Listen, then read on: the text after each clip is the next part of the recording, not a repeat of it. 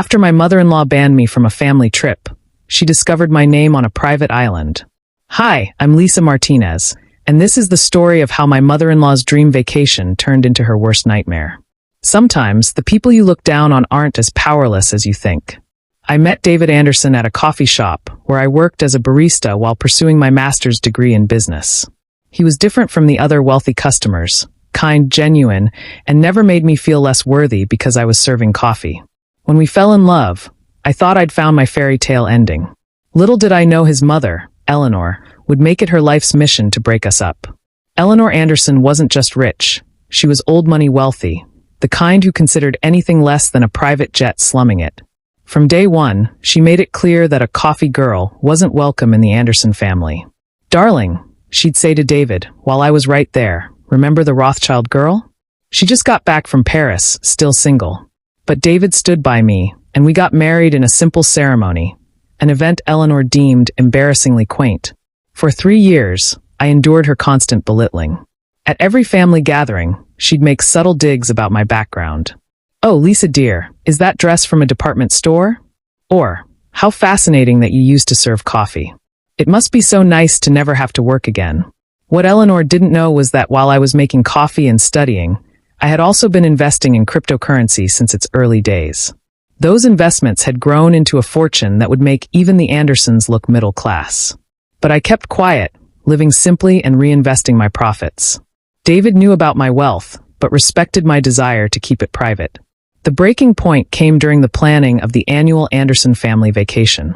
Every year, Eleanor organized an extravagant trip for the entire extended family, a tradition she used to showcase her wealth and control over everyone.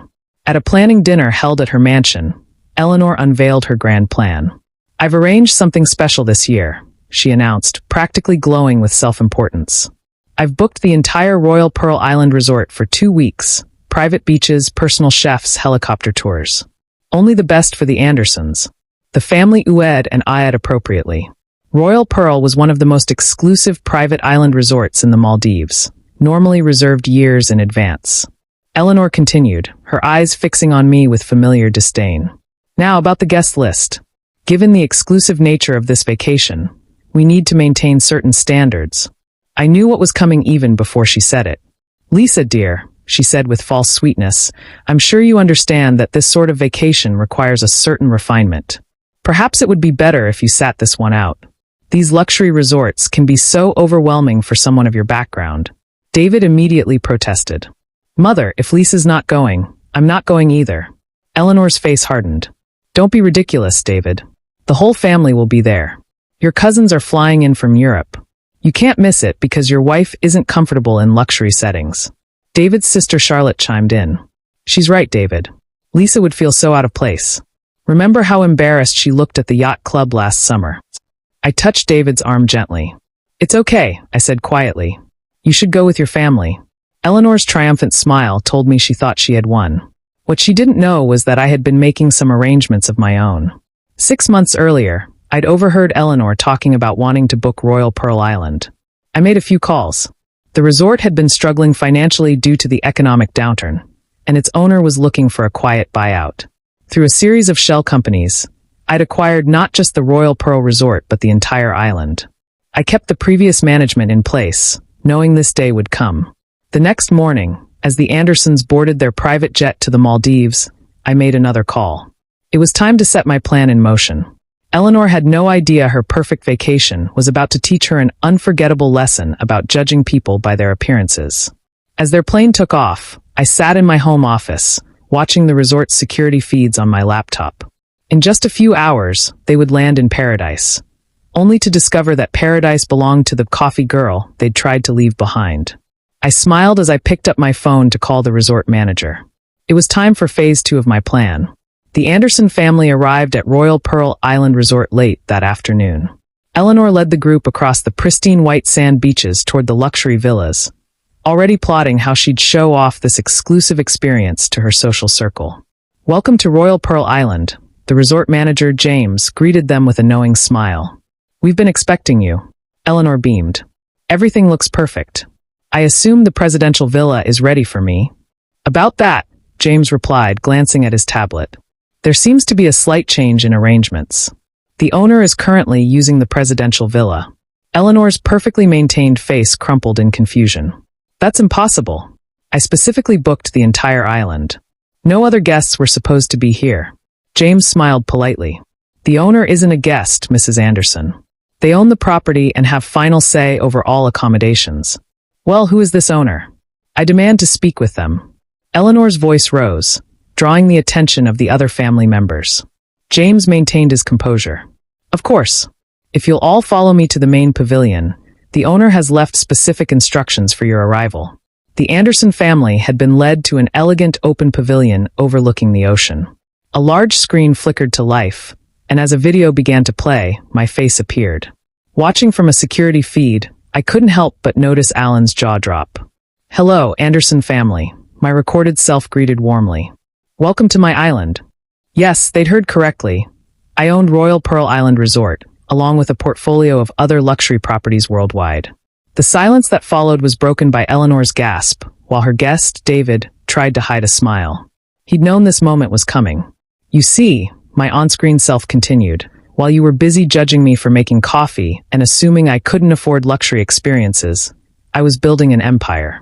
That coffee girl you left behind? She's worth more than the entire Anderson fortune combined. Eleanor collapsed into a chair, her designer purse hitting the floor, and Charlotte's face turned a fascinating shade of green. As for your accommodations, the video went on, Eleanor, you'll be staying in our economy villa. It's quite basic by your standards, but as you once said, some people need to learn their place. The rest of the family can choose from our standard rooms.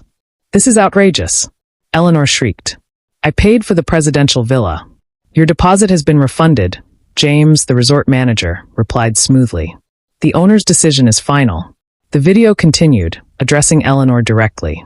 Oh, and Eleanor, remember how you said luxury resorts could overwhelm someone from my background? Let's test that theory. I've arranged for you to work as a server at the beach bar during your stay. Consider it a lesson about judging people based on their jobs. Her face contorted with rage. I will not. Do you even know who I am? James replied calmly. Yes, you're the mother-in-law of our owner, who left strict instructions. If you don't wish to comply, you're welcome to leave. Though the next flight out isn't for 3 days. What followed was chaos. Eleanor threatened lawsuits, demanded her phone, which mysteriously had no signal, and even attempted to arrange for a private helicopter, none of which were available, per my orders. For the next 2 weeks, Eleanor Anderson served drinks to her own family members while wearing the standard staff uniform she'd once mocked. Each time she delivered a cocktail, her server badge gleamed with her name, Eleanor Trainee. But this isn't just a story about revenge. On the family's last day, I arrived at the island. Eleanor was at the beach bar, her designer clothes replaced by the simple staff uniform, her meticulously maintained appearance wilted in the tropical heat. Having fun? I asked, settling at the bar. She stared at me, her anger replaced by exhaustion. Why did you do this? Because you needed to learn that worth isn't determined by background or bank accounts, I replied gently. Every person who served you a drink, cleaned your room, or cooked your meals is a human being deserving of respect. Tears welled in her eyes. I never thought about it that way. I know, I said softly. That was the problem. From that day forward, Eleanor Anderson changed. The experience of walking in someone else's shoes transformed her perspective. She started a foundation providing scholarships for service industry workers and began treating people with respect, regardless of their job or background. Today, family dinners are different. Eleanor asks the serving staff about their lives and dreams, remembering their names and stories. Last Christmas, she insisted on serving dinner herself, saying it helps her stay grounded. Royal Pearl Resort now runs a unique program allowing privileged individuals to experience service positions firsthand. Eleanor helps run it, sharing her story as a cautionary tale about prejudice and pride. As for David and me, we still enjoy our morning coffee at the shop where we met. Sometimes, Eleanor joins us, chatting easily with the baristas she once ignored. She's learned that true character isn't about how you treat your equals, but how you treat those you once considered beneath you. Last week, she surprised me with a handmade photo album filled with pictures from that infamous vacation. On the final page, she'd written, "Thank you for teaching me that the best view of life comes from stepping off your high horse." I keep that album in my office at the resort, a reminder that sometimes the greatest luxury isn't about thread counts or private jets. It's about seeing the worth in every person you meet. Eleanor? She still works one shift a month at the beach bar. She says it keeps her humble.